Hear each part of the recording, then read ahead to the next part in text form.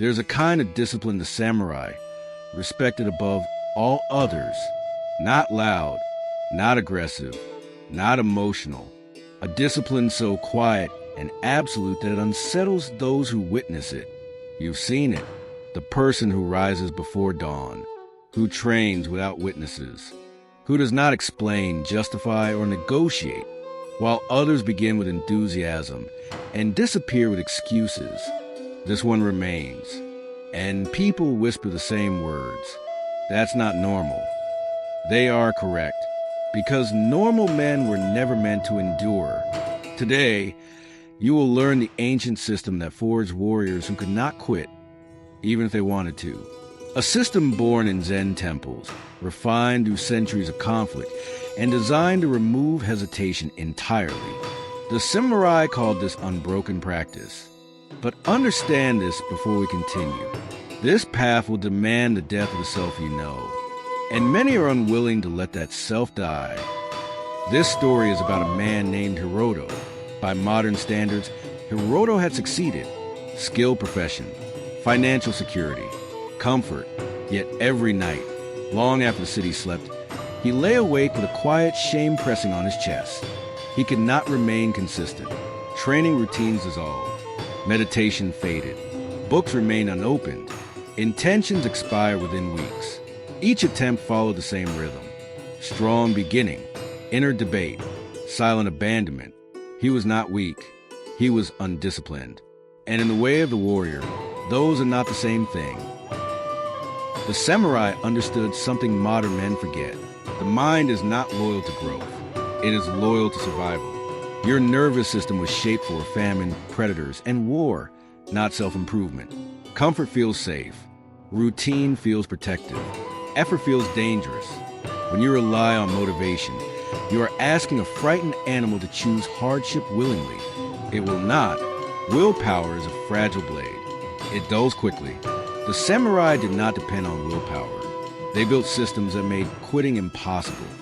For over 8 centuries, Zen monks in Japan have awakened at the same hour, without exception. Before sunrise, before thought, before doubt, the bell sounds. They rise, not because they feel ready, not because they are inspired, because the decision was made long ago. Wars came, fires came, empires fell, the bell rang, the practice continued. This is the first lesson of the warrior. A decision made once must never be made again. Hiroto realized his error. All his commitments were reversible, private, silent, easy to abandon. So he did what the samurai would have done. He made an oath, not in his mind, but in the world. He wrote, "I am a man who trains his mind every morning at dawn for 90 days. Not I will try, not I hope, I am." He shared it openly. Friends questioned him. Others doubted. Some laughed. Good. In ancient Japan, a warrior's word was his life. To break it was to lose face and identity. Public commitment awakens ancient fear. The fear of dishonor. And honor is stronger than comfort. But Hiroto still wavered. Not whether to train, but when. Morning? Night? Later? Every choice drained him. So he fixed the hour.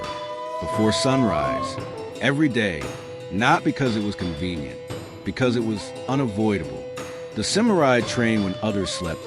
Not for efficiency, but for clarity. Week 1 was pain. Week 2 reshaped his body. By week 3, he woke before the bell. The mind had surrendered. Then came the final battle. Variation. Different methods. Different techniques. What feels right today? The Zen masters warned against this. Form must be rigid until spirit becomes free. Hiroto locked the ritual. Same movements, same order, same duration. Every day, others called it obsessive. They were mistaken. Obsession is emotional. This was obedience to form. Illness came. Travel came. Chaos came. Old Hiroto would have paused. The warrior does not pause. He adapts. Sick? Minimal practice. Traveling? Practice anywhere. Exhausted? Reduce, never stop. The river may narrow, but it never dries. A broken chain cannot be repaired. Around day 60, something changed. Hiroto no longer decided to train. He simply did. The body moved before thought. The ritual unfolded without effort. This is when discipline becomes identity. He was no longer someone who practiced. He was a practitioner. Others noticed. You're intense. That's extreme. That's not healthy. Those words are always spoken by those who have never endured. Here is the truth Bushido never softened. To become unbreakable, something must die. The self that negotiates. The self that seeks comfort. The self that waits to feel ready. That self must be buried.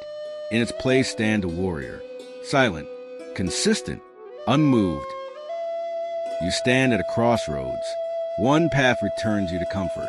The other demands an oath. Write it. Fix the hour. Define the form. Prepare for obstacles. Then walk the path without pause. Not perfectly. Not gracefully. Relentlessly. In 90 days, others will not recognize you. You will not need their approval. Because the samurai never sought to be understood, only to be unwavering. Stand firm. Move without hesitation. Live with honor. This is the way.